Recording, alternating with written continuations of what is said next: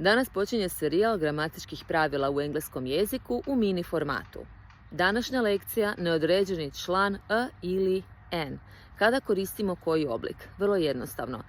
Koristimo kada iduća riječ počima suglasnikom ili zvukom koji je suglasnik. Recimo a teacher, a car, ali a university.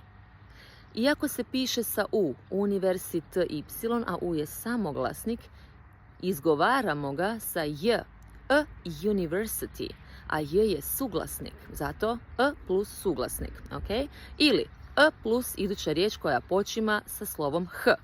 A hotel, ahead, ali an hour, za sat.